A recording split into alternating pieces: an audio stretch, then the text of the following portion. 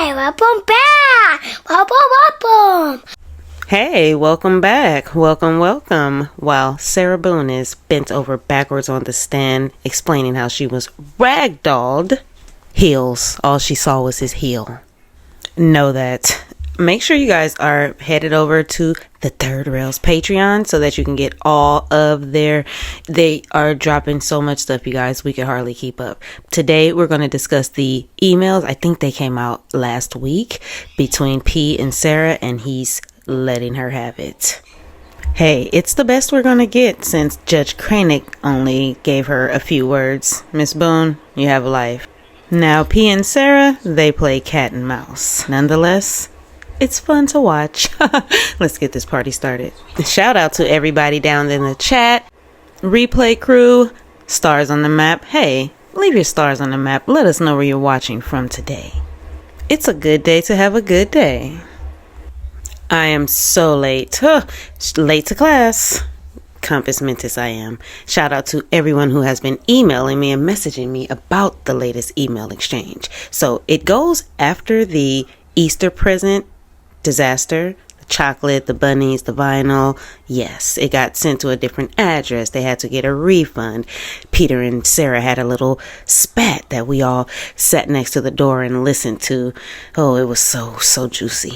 Now, right after that, there's an email exchange where P&J informed Sarah they will not be moving forward as her power of attorney. This, of course, enrages inmate Boone. She's livid. She doesn't know what to do or how to do it. She's frazzled, right? So we're going to start off with P. Since, he likes to take us on an emotional roller coaster, evokes a plethora of emotions in all of us. He and Sarah, oh, what a pair. Have you seen the emails? Did you read the exchange? Shout out to the Facebook, Reddit, Patreon. Are you guys on the Patreon? Shout out to Third Rail for getting close to the monster and bringing us back all of the juicy details. Know that. Before we get into the emails, sorry, I just have to say, a lot of us wonder, when did the breakup occur? When did P walk out to the back porch and extinguish his final cigarette? I just bought those. Well, we all assumed it was directly after the closing arguments. Hey, P, we're still wondering where that 5th page went.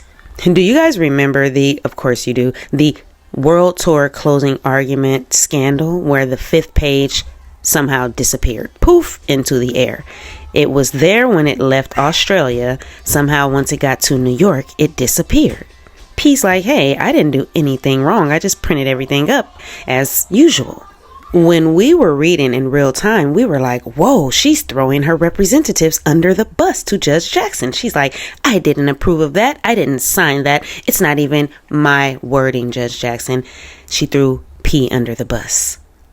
So my question to you is, do you think Sarah may have thought they sabotaged her, which is why she just blew the whistle and told Judge Jackson, even maybe incriminating herself by saying, hey, I didn't submit that. It was illegal. We still have to wait to see if Judge Jackson is going to respond to that. How will she react knowing that the certificate of service, the closing arguments were forged? Right? Sarah essentially told the court, that one of her representatives forged the documents. Now, we don't have a dog in this fight, so we tried to look at things from both sides. It could have been sabotage, or it could have been something as simple as a clerical error. The font size could have changed, or the judge could have her assistant, judicial assistant, Isis, could have thrown it away because she specifically said 5 pages only. We still don't know what happened to the 5th page. Judge Jackson, where are you? So as we go into these emails, this just shows the crumbling of their relationship. I think in the scathing email exchange, P said he pretty much just always knew she was guilty and couldn't take it anymore, right? Let me know below. What do you think was the catalyst for the breakup? Now, let's get this party started. We'll start with P. He begins by telling Sarah out the gate, like, hey, Sarah, I truly care about you, and your journey, your plight. I've done my best to support you through it all. He's kind of buttering her up. After consulting with my attorney? Dum dum dum. He informs her that he's been advised not to submit any legal filings on her behalf, and tells her further if she needs a guardian ad litem to file the motion herself in the legal law library at the prison with the multitudinous amount of features. Then he goes on to say he's still happy to help her with research. That's nice of him. Even though futuristically someone sabotaged that. She was in family court with mixed match case law. She would give the judge a number and a different name would pop up. And the judge is like, hey, you gave me something for a Martinez that says Johnson. Sarah was all puzzled out.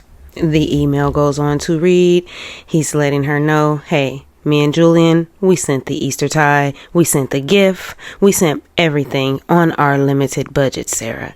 You know, we hope you understand that we're not even in a position to help you like that right now. And then you have the nerve on the phone to be an ingrate? I'm paraphrasing. Now, he goes on to say he reached out to Martell. Shout out to Joshua Martell, who is, in my opinion, stringing the case along, looking for a reason to reject. Now, he says, I reached out to Joshua Martell to let him know that you're hoping to schedule a meeting. He has your contact and he should be in touch with you. Sidebar, remember during the scathing phone call between the two, Sarah and P, when he had to read a bish and let her know, like, hey, that Easter basket is the least of your worries, girl. Then she responded with the natural joy comment. No, it's natural joy, and I don't have to deal with all these strings attached. That still trips me out that she considers a gift that someone was going to get for her something with strings attached. Or were there strings attached? What did Sarah mean? Was she trying to tell us something? You know she loves a good dog whistle. So as he's buttering her up to let her know he's not becoming the power of attorney, that's a little too deep into the avalanche of Sarah, he goes on to say, Sarah, I've gone above and beyond over the past year to support you, trying to help you find legal representation and researching motions when we came up short. However, after today's call, yes, this is after the call.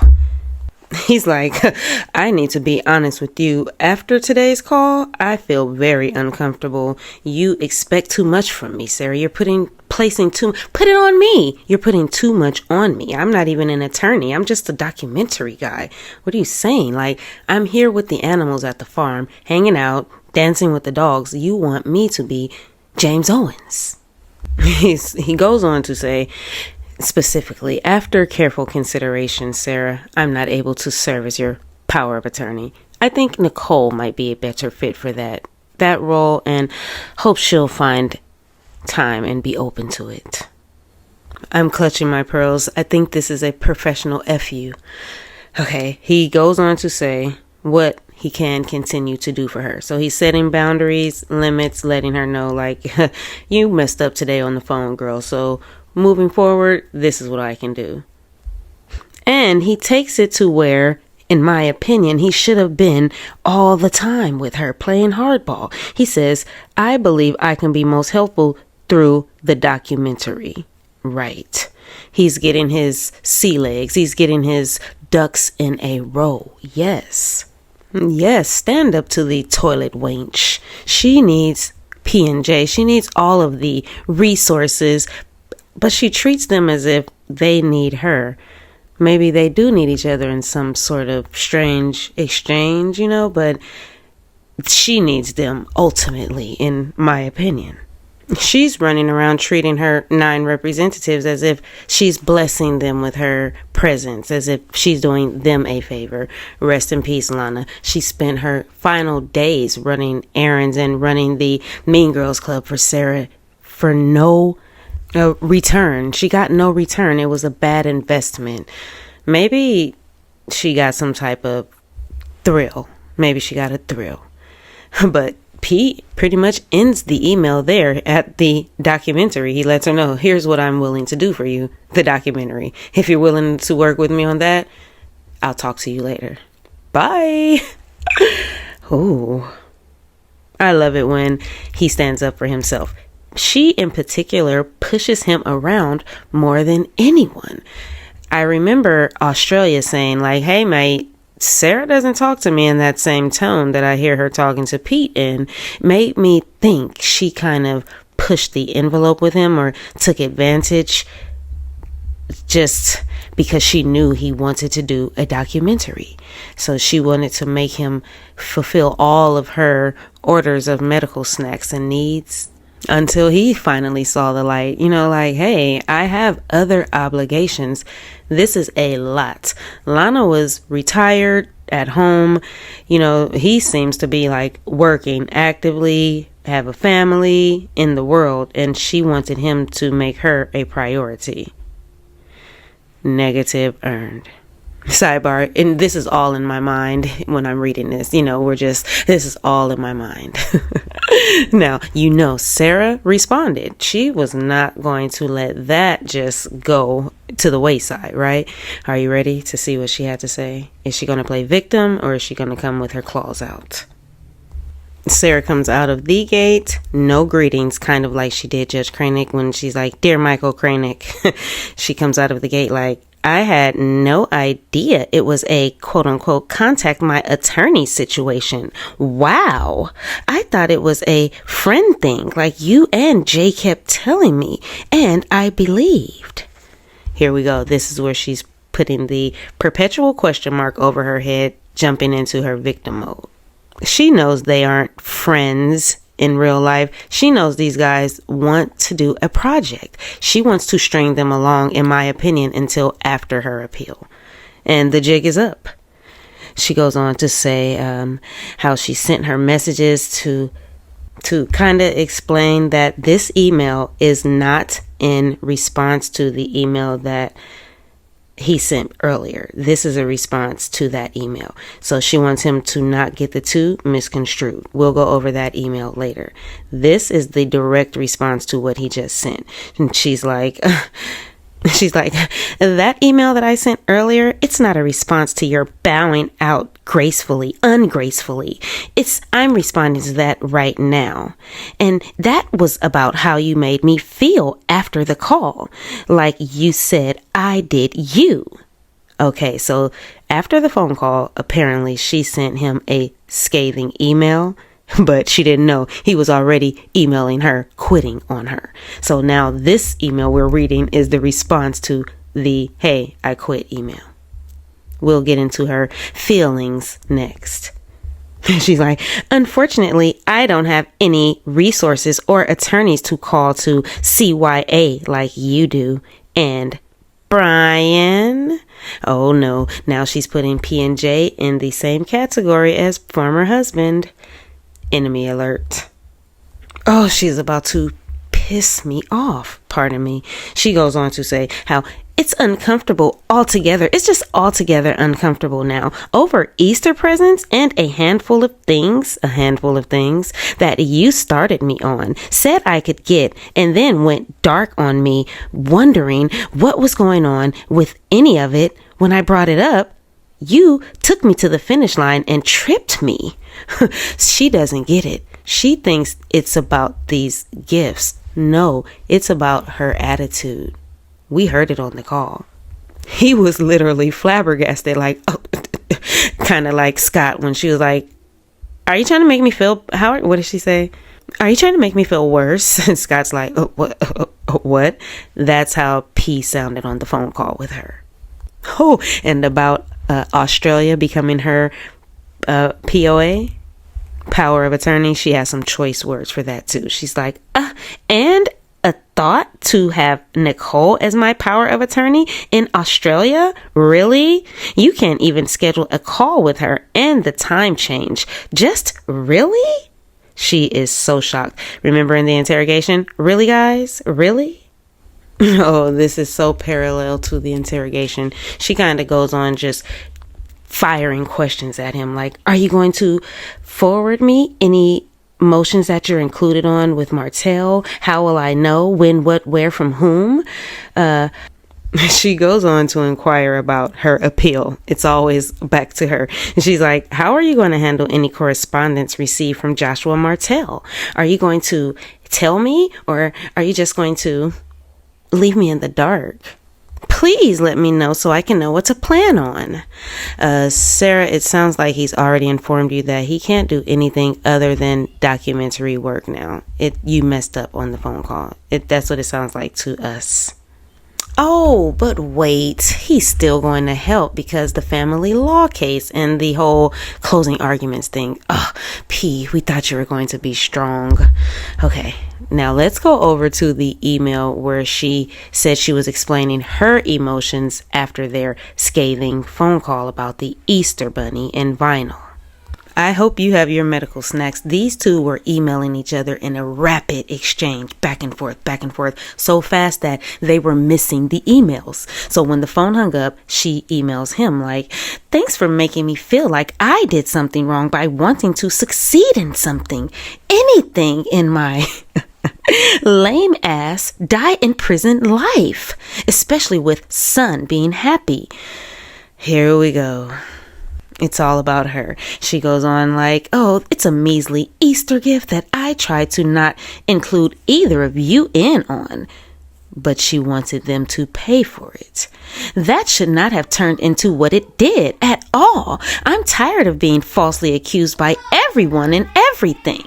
Come on, classic Sarah. Why is this happening? Because you killed George. Now, we give P and J a hard time, of course. Nonetheless, but I think they still kept helping her after this email, so it's still developing. We'll put a pin in that.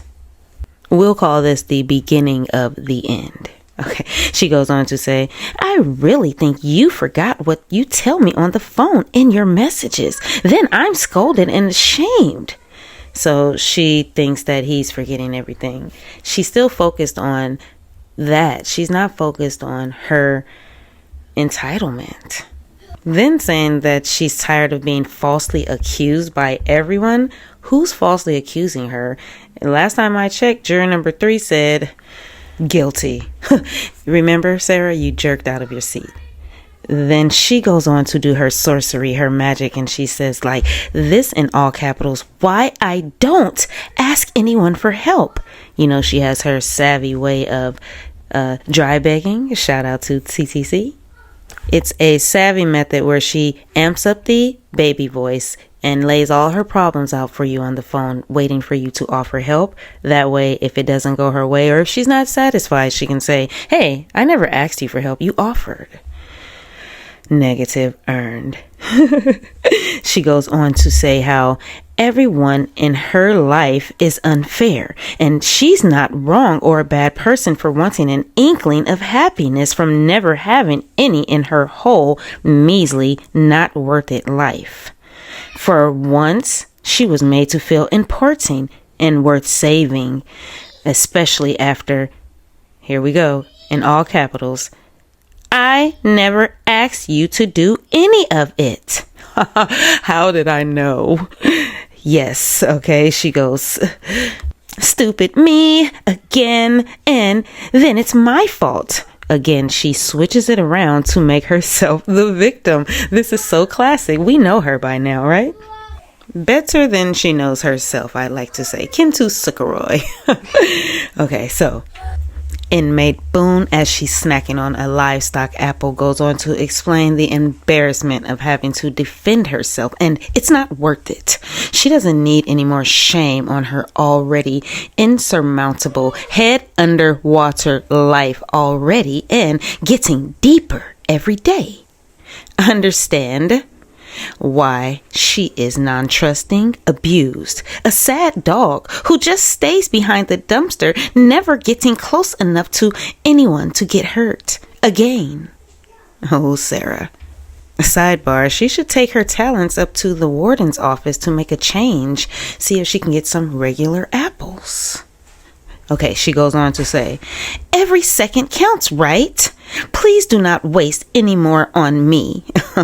Oh, and redirect your head above in all capitals, water and tread faster, harder. Now you've let go of the incredible weight of me. I'm used to it. I'll figure it out. Like you said, what did I do before you?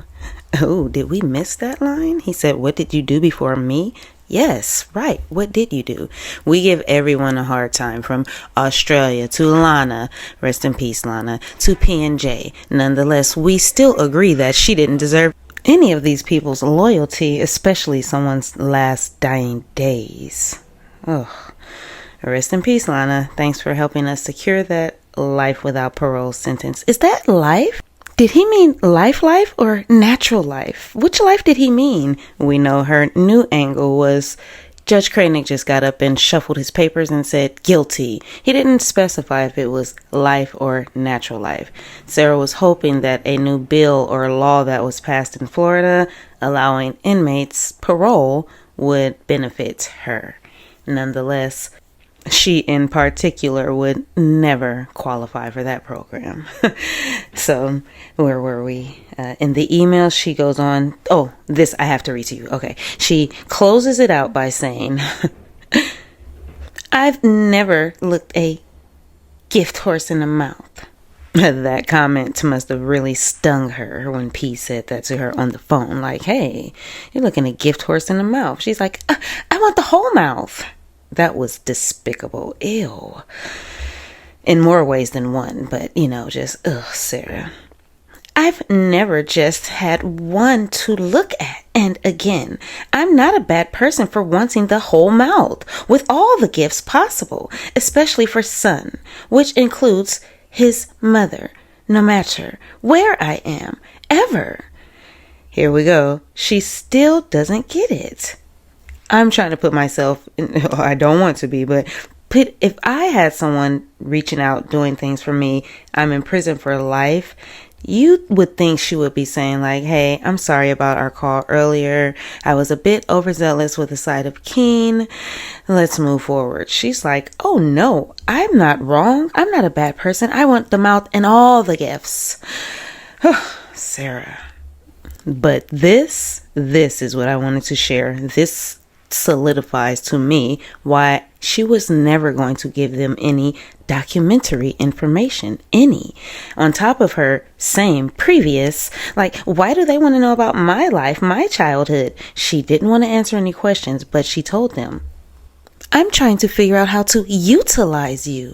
This is after P has told her he lost a brother, a twin brother. She's like, oh, I'm trying to figure out how to utilize you. Just cold-blooded. Then here she closes out saying, on top of the gifts from his mother, no matter what, wherever I am, she says, I try to get what I can as fast as I can before this happens, or it's taken away from me. This is scheduled to take place on May 28th. Get your tickets now. What does she mean happens on May 28th? Let me know below. Let your fellow straight A students know what happened on May 28th, where she's saying, get your tickets now, like a circus flyer. But did you hear that? She says, I'm trying to get whatever I can as fast as I can before something like this happens. The truth is in the details. Or the devil is in the details. You know what I mean. Now, you guys have to head over to the Patreon if you want to read verbatim everything in the emails. I'm just going to give you one thing from P's response that was pretty point blank between the eyes. He's like, girl, I'm not an attorney and I'm not in the position to be your legal representative. Sidebar, remember, in contrast, Lana was very eager. I think she got a title. Sarah gave her a title even, right? They were even... Lana did the whole labeling regular documents legal mail so that the prison wouldn't open them, right? I remember that conversation with those gals. They were busy. But he's like, girl, I'm busy. I have my own family, Sarah. And just to be frank, speaking of Lana, I don't like the way you handled it. Ooh. He's like, it hurt me to hear you not acknowledge anything she did for you, Sarah. She cared deeply for you, and her absence deserves more than silence. That silence is painful to me, Sarah. I hope you can reflect for a moment and agree with me. Oh, yes. He says, I did not know her as well as you, and I miss her. Sidebar, I remember when Pinky, shout out to Pinky, informed me in the chat when Lana passed away, I said the same thing, like, wow, I wonder how Sarah feels. I feel a little bummed out about it, like, oh, our favorite mean girl, you know? No, that doesn't absolve her from anything that she did. It just speaks on Sarah's response and her character, and other people thought that too. He said, Sarah, the silence is painful to me. Or he's realizing like, hey, if she can turn her back on her top dog, then what about me? He's like, I have a family and things to do. But Sarah's like, I'm trying to utilize you and get whatever I can as fast as I can. Negative earned. She responds to that. You know, she was not going to let that go unanswered. She rapidly responds back and says, hey, I think this is her way of being humble, trying to apologize a little. She's like, hey, I don't know what to do. Sidebar, Sarah, she's always crumbling, doesn't know what to do. She's abandoned. She feels left alone, as she says here. I don't know what to do. I feel totally abandoned. Nonetheless, where's our straight A student that excels at everything that we don't know? Y'all don't know me. Y'all don't know me. Oh, really? Tell me more, Sarah. Scott, shout out to Scott and Chelsea.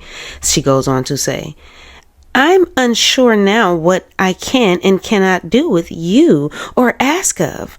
Am I even able to call anymore? Please? This needs to be clarified if proposed work together is still on the horizon. That's what I wanted you to hear from that.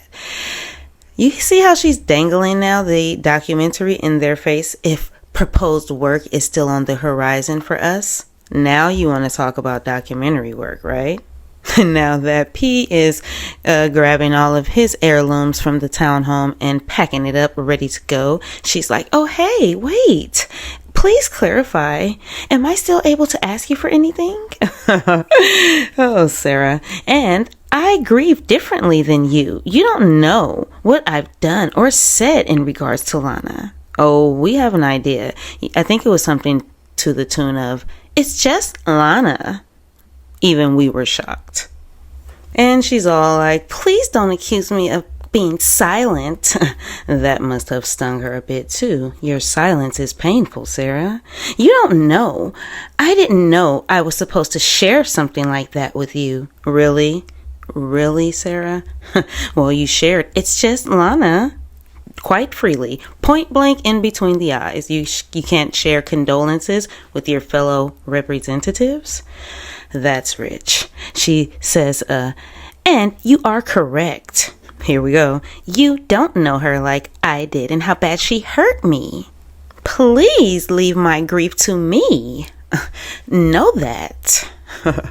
Oh, Sarah. So now she's even offering condolences for Lana. She's offering proposed work on the horizon. Well, we see they still work together after that, so maybe P forgave her. Oh, maybe that's why on the calls we started hearing a shift in him, like, oh, I'm crumbling. Oh, yeah, tell me more. What happened? He started kind of probing her on the calls. Okay, maybe that was his angle of getting something out of her. What do you guys think? I said on a prior episode, P was playing a game of cats and mouse with a tiger, a lion even. Oh, Sarah was very masterful at what she did. We said, I was drunk. I wasn't drunk. I was drinking, but I wasn't drunk. She's next level with the semantics. We saw Chelsea and Scott ready to jump out of their skin. We've seen plenty of attorneys run for the hills and disappear, retire, never to be heard from again. Now, switching gears, leave your thoughts below and let me know what did you think of that scathing email exchange. Shout out to the third rail. Switching gears. We posted a episode this morning which had some audio trouble. I'm a straight A student. Please forgive me. Now, It was a really good episode, so I tweaked it a bit so that we can enjoy it here. Now, let's get this party started. Boots on the ground, shout out to LZ. Email crew, shout out to the email crew. I'll be responding to emails on Monday. LZ says, "Hey, Danielle, we heard Sarah in court say Brian's full name. And I was just curious. He's from North Carolina, right? Is his family, do they have anything to do with the Callaway Golf Club?" That's a good one. Have any of you ever heard anything? Shout out to my North Carolina and Florida people. Let us know in the chat. Could that be why Sarah continues to pine for Brian's family wealth? Stocks and bonds, baby. Why do you think I stayed married to him for so long? Now, let's get this party started. Switching gears, we had to head over across the pond to reach out to our people in the UK. Shout out to Since Sliced Bread 7422. Sliced Bread says, "Oh, trust me, this is a big deal. It's been breaking news all day here. Arrested on his birthday, nonetheless." Oh, and then Summa Cum Loudmouth says he was arrested, but not for what he should have been. Hopefully that will change. Sherry Lockwood 3 said, "We couldn't even hold them all. There's so many that need to be arrested." Beth of a Salesman, hey Beth. Beth says, "Rest in peace, Virginia. I hope that privilege won't get him off the hook." J-Mac, hey J-Mac77 says, "What's bad is that our own Department of Justice has names, video, audio, photo evidence, and that one person to finally get arrested is in another country by that country's police." Diana Wright 8334 says, "Danielle, Fergie flew the coop and is missing. My guess is she is next." Okay, do you all think he was stripped? The former prince was stripped of his title because the palace knew this would be happening? Shout out to Disney Mom 5, who's always got something good cooking in the kitchen. She says, "Arrested, but on some sort of financial shenanigans. Will he go to prison?" That's a no. Maybe house arrest. Well, castle arrest. What's an embarrassment for the Brits? My question to you all of my people, do you think we will see arrest here on our side of the country? Marianne Morris, I'm with you. Marianne says, "I hope they are all held accountable." I personally feel like I have to sterilize after reading and seeing some of that filth. I was hoping that it was AI. Nonetheless, this is very real. We are dealing with real-time monsters. What's up with that, you guys? What's what and how many? We've seen all of these names on the list. I thought we would see iron cuffs coming next. What are your thoughts? Will these billionaires be held accountable? Will they be protected? Who's next? Shout out to Wendy Adelson. Switching gears. This father has fatally injured his ex-wife's sons at a hockey game in high school. Let's talk about it. Have you guys heard? I need all of my people from Rhode Island to get in the chat and let us know what's what and how many. Uncut News is reporting that on February 16th, just this week at 2:30, a 56-year-old Robert Dorgan, who's a transgender male. I'm not sure why that's important, but they specified this in the headlines. I think Despicable Monster would have fit the description just fine. This excellent father, monster of a father, walked into North Providence High School while a tournament was playing, senior night celebration, and opened fire on his family. Trigger warning, we will look at the video. It's short, please. Trigger warning. Can you imagine? So this POS sits at the top row in the bleachers while his family is sitting at the bottom row in the bleachers. Everybody's watching the games, having a good time. He stands up and creeps down the bleachers and opens fire on his ex-wife and 3 children. Other people were injured as well, critically injured. Shout out to all the real excellent dads out there. A father who was in the stands watching his own children play the game grabbed Dorgan, the father. He attacked him and took the weapon from him, but he had another weapon. Two. He came armed with two weapons. So Robert Dorgan, who goes by Roberta now, had a gender reassignment surgery in 2020. He's reported to the police that his father-in-law threatened him and wanted him out of the home.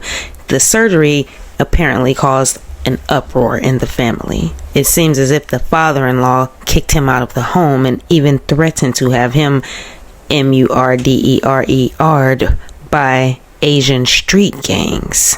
Ooh. The father-in-law was charged for those threats as well, but prosecutors later dismissed the case, which probably enraged Roberta, aka Robert.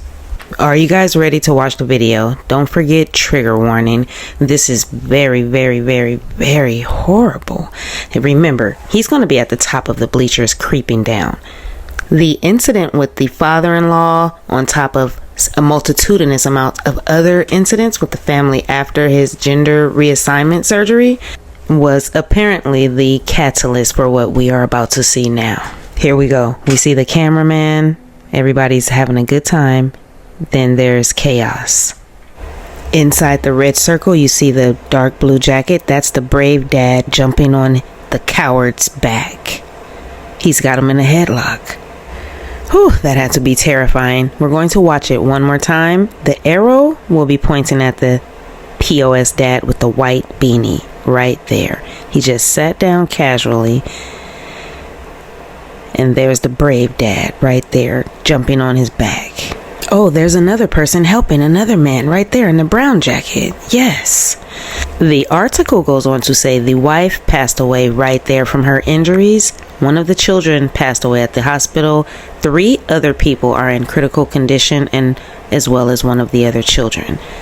Uncut also reports that the wife filed for divorce, initially citing the gender reassignment surgery, narcissistic and personality disorder traits, before changing the grounds to irreconcilable differences. The divorce was finalized in June 2021. Court records also showed 2 separate child support cases that were filed against Robert, aka Roberta.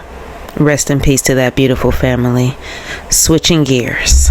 Shout out to all the heifers and lol cows down at the facility, and all of you down in the chat who kept the conversation going about the livestock apples.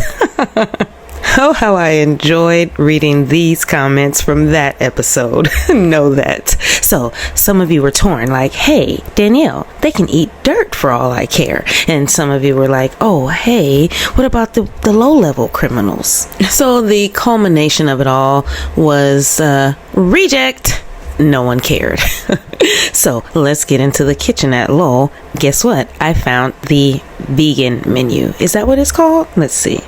Do you guys remember when Sarah used to request the lunch in the bag versus the hot lunch?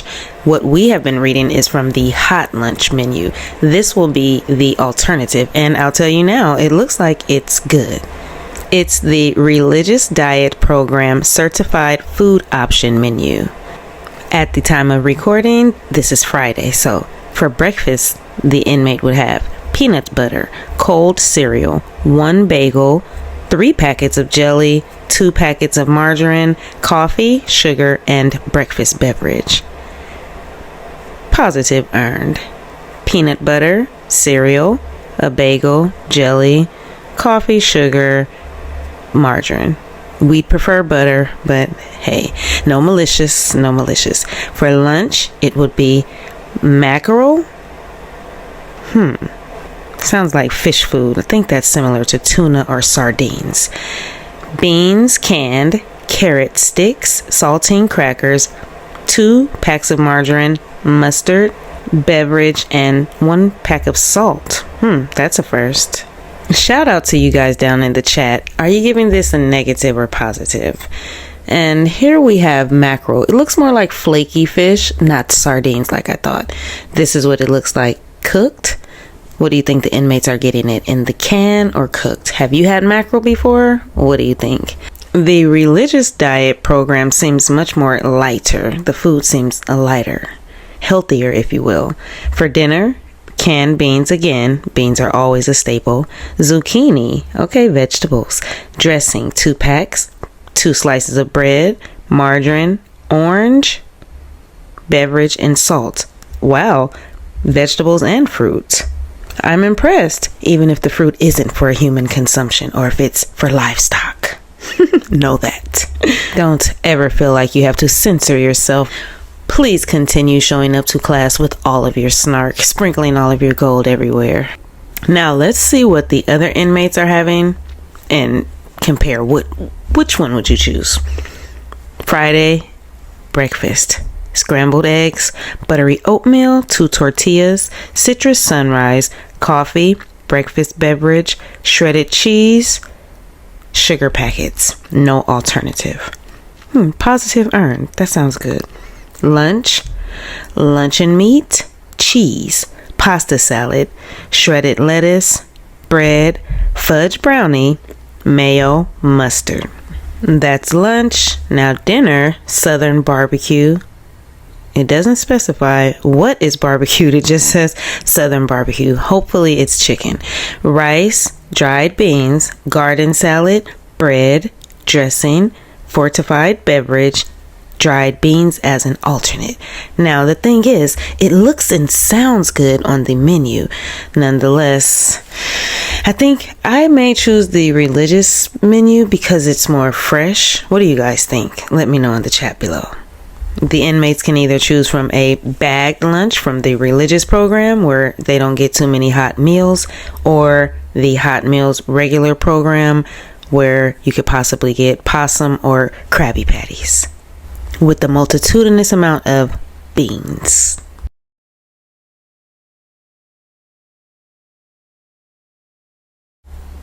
Judge Jackson, where are you? Sarah's out here redefining success. Shout out to Zio over at True Crime Guardians. Are you guys subscribed? She's awesome. And happy birthday to Abellis.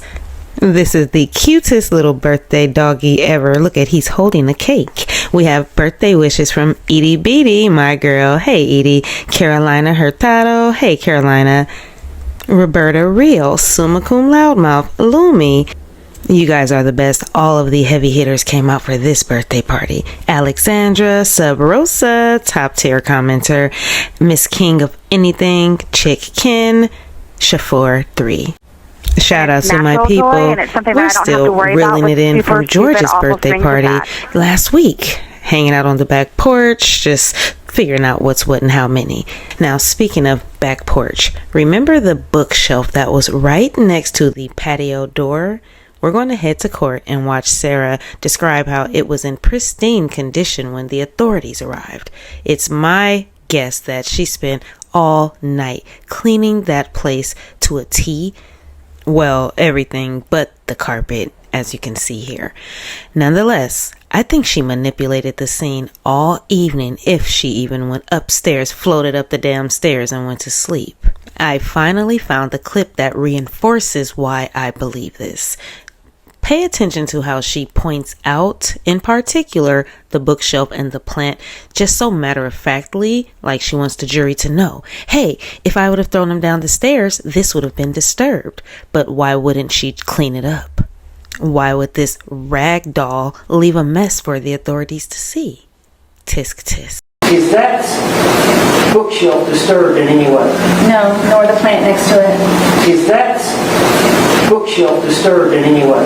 No, nor the plant next to it.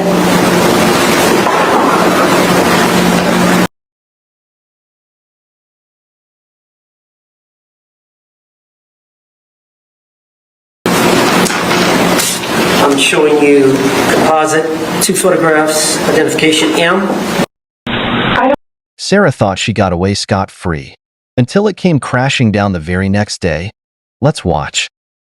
The next day, deputies returned and arrested Boone and charged her with second-degree murder in Torres's death.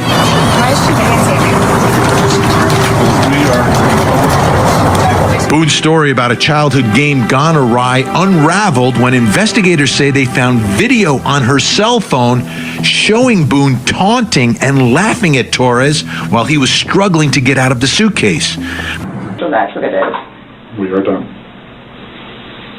Right. Not intentional. Okay. So what am I supposed to do now? You will... Someone needs to call Brian. Okay. Lucas is waiting for Mom to come home. This was not my intention. I thought I was waiting for you all to come and figure out what's what and how many.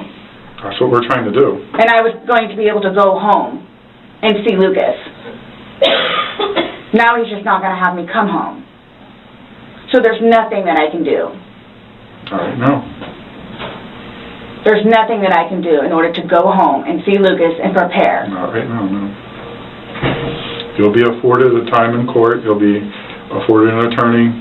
You'll be afforded a chance to talk to a judge, and all that stuff will be worked out. But what's the time frame for that, though? I have no way of being able to tell you. You should make first appearance probably by tomorrow morning, if not tonight, depending how things are busy, how quickly you get down there. I had a don't work in suspicion this was going to happen. Okay. And I need water, like, really bad, please. Have a seat.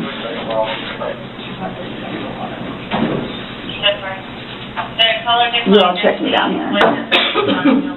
Absolutely did not.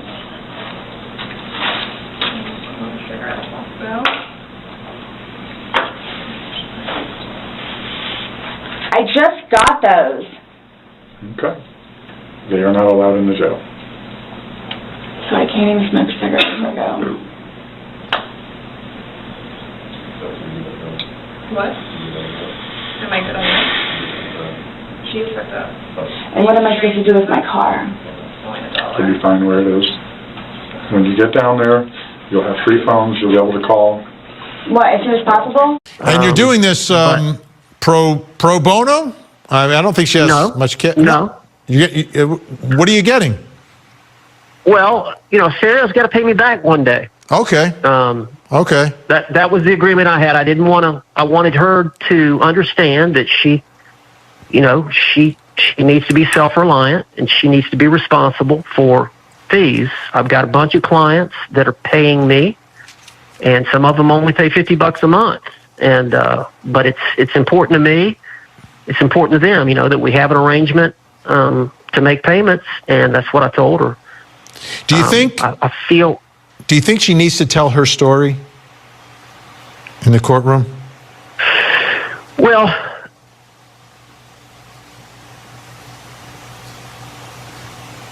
Sarah's a unique individual. Sarah Boone's entitled to a fair trial. I think that right's been compromised here today. I don't know who's scheduled to put the 2 detectives on the front row with the Torres family, who is the family of the victim. But they had to have known to tell them that the suitcase video, which has been around for 4.5 years, was going to be played during opening statement. And the state attorney's office or the sheriff's department had to advise them, or the victim's advocate had to advise them, that if they couldn't take it in front of a jury that's trying to decide the case, they needed to get out of the courtroom. Now, what happened here today should not ever happen. There should be safeguards in place. There's no room for this after 2 weeks of murder trial for something like that to happen. One of the Torres members of the family audibly, during the 2-minute suitcase video, expressed some kind of emotional reaction. How are you guys feeling about Judge Jackson lately? It's going in waves for me. Initially, I was fractious, frazzled. Then around the holidays, something changed and I thought, well, maybe former husband and little man have a little freedom. So I switched to a little more understanding with Judge Jackson. Now it's back. I'm like, Judge Jackson, where are you? I guess my question is, has a plethora of emotions been evoked in you all too? Shout out to West Coast Mesh Fighter 8809. West Coast says, "Hi Danielle, hope you are doing well. I am not surprised she bombarded Australia. And Nicole did a good job of keeping the connection a little more professional than Lana. They all wanted to help, but Sarah is the type, keep on and on. I think Sarah gets frustrated when their help doesn't meet her needs or wants. I think Owens is taking a time out from anything online." I think you're right, Michelle. He's redefined success. Where were we? Anything online? I am sure we will hear more futuristically. I have an all-black Pomeranian who wants to dance. And I'm glad everyone is on to her demands and games. Also, they can't do what she wants because none of them are lawyers, and the court will only receive any info for her case if it comes from her or pretend attorney. There isn't a way around it. Can't wait for the next released call. Take care, Michelle. Then we have Margot 5864. Margot has a bunch of crying laughing faces and it says livestock apples. I will tell you, I was in tears laughing all of the comments about the heifers and Lowell cows eating the bruised apples at Lowell. I read a comment from one of you that said, "Hey Danielle, I was in the Navy and they served us meat that said grade D." There were so many of you telling your military stories and sharing your education about livestock apples. Shout out to Bossy Tuba. Hey Bossy. Bossy says, "I don't feel bad for Owens at all. He thought he would be a hero in this case and polish up his reputation. Yes, everyone deserves a defense, but I seriously doubt actual justice was the reason he took on her case." How many of you think James was looking for a redemption or his 15 minutes of fame? Did he get it? ... The way she walks across the parking lot barefoot and in those crusty little pink shorts and says, quote, "So, what's happening?" I so despise that. Oh, Joshua, I think I know exactly what body cam you're talking about. So what's happening? He's in the back of the car for you. So he hits you, he beats you, you have a bump. Okay? So what's happening? He's in the back of the car for you. So he hits you. I think that's the body cam. Although the stinky pink shorts made a multitudinous amount of features on the body cam. Are you guys picking up what Tony's putting down about the two little fingers poking out? She said it so matter-of-factly with just this evil look on her face like a monster. Shout out to Barbara King. Barbara, I can always count on you to show up to class with your snark. Shout out to my top tier commenters. Barbara says, "The way Sarah did the zipper, the hole would have been at his butt and feet. No way he could have got out. He was in it sideways. Man, the more I think about George going out this way, it's just sickening." Barbara, I don't think he had a way out either. One photo it's flipped upside down, the next is flipped. Well, we know the rest of her story. Switching gears, as we are recording, breaking news developing, former POS Prince Andrews was released 11 hours after his arrest. Does it look like this is about to be a cover-up? Will he be on castle arrest, house arrest? Wow. Well, I guess it was more of a catch and release, dog and pony type of show. How are you feeling about these whole e-files? Court TV is reporting that Andrew was released under investigation after his arrest tied to newly disclosed e-files, right? Here's the thing. Why is he being booked on financial misconduct if that's the case? Are they afraid to charge these guys because they have so much money? What is going on? All of my people across the pond, UK, check in the chat and let us know what is the latest local breaking news with POS former Prince, who after being arrested on his birthday today was released 11 hours later. Okay, switching gears back to inmate Boone. This is what I imagine when anyone interacts with Sarah. Do you see this avalanche here approaching the people at the bottom? I imagine that's P&J, Australia, a few Scissor Sisters over there, Brian, little man, everyone's down there just enjoying the day, right?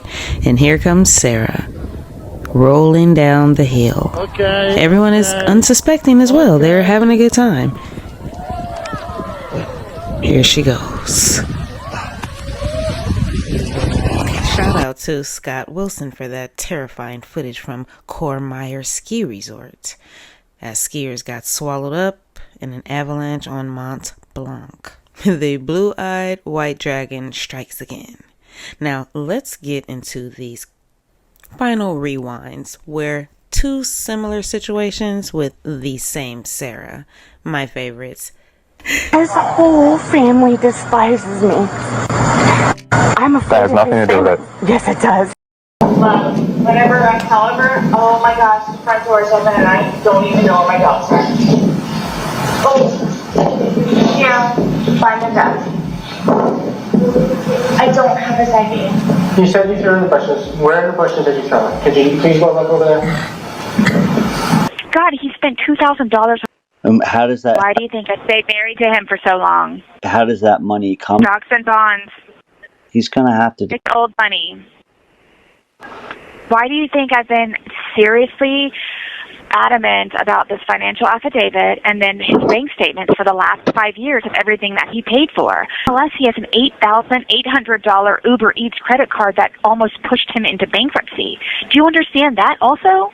Uber Eats. But how is he, $1,000. But Sarah, how is he getting $250,000 and $500,000 a year, and he's getting pushed into bankruptcy? That doesn't make any sense.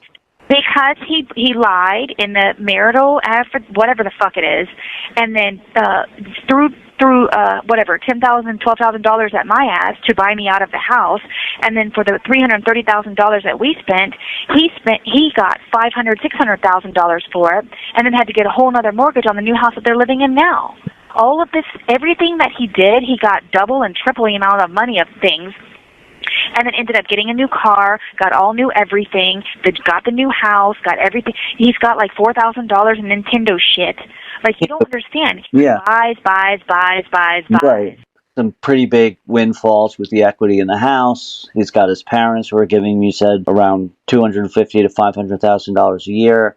But at the same time, he's also filing for bankruptcy. How is that even possible?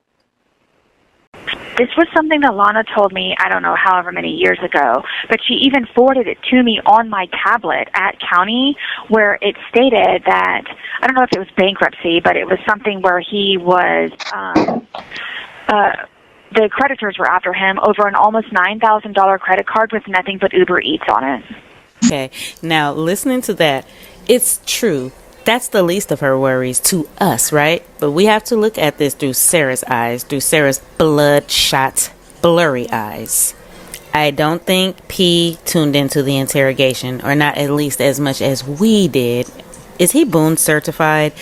Do you remember in the interrogation, Sarah is facing a MURDER charge, and she's like, am I going to get my phone back? Am I going to get my laptop back? President is the least of your problems. No, it's actually not, because it gives me something that I know brings him joy, and it's natural joy, and it's something that I don't have to worry about with super stupid, awful strings attached. So no, this has been actually a really nice change of scenery, which is why it's actually been making me... So what do you want me to do? I mean, I'm not going to order an explicit record. I understand. So what do you want me to do? Does that entire interaction not remind you guys of something? Well, you know I love a rewind. Now let's go back and look at the interrogation with Chelsea and Scott, where Sarah and her terrifying love for her son was full on display. I mean, if you're promising on your son's life, that's fine. That's how much it means. I get it. Look, I get it. That looks really bad. So that's what scares me. Like, what do I need to plan on? Like, what do I need to plan on? I promise you, on my son's life, It was not intentional. I promise you. On Lucas's life, it was not intentional. I don't know you. I can't say I know anything about you. I don't know what would be a true statement, what would not. I mean, if you're promising on your son's life, that's fine. That's how much it means. Sorry. That's how much it, look, that's how much it means. Okay. I hope you take that to heart. Please.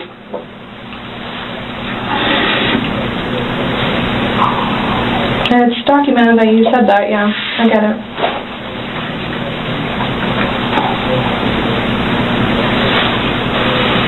Do you have any idea when I can get my phone back? No telling. What do you say? I just said no telling. I mean, our digital forensics unit is got a lot of cases on their plate. I mean... Well, and that's not technically my laptop, it's Lucas's laptop. Okay. But he plays, you'll see all the games that he has on there. As soon as we can get that back to Lucas, we will. As soon as we can release your phone, we will. But we have no way of being able to tell you because we don't have control over their caseload and how they arrange what they do. So I don't know. And at this point, I think, honestly, with everything else that's going on, that should probably be at the bottom of your list of worries. If you made it this far, you know I appreciate you, and I will see you on the next episode. Bye!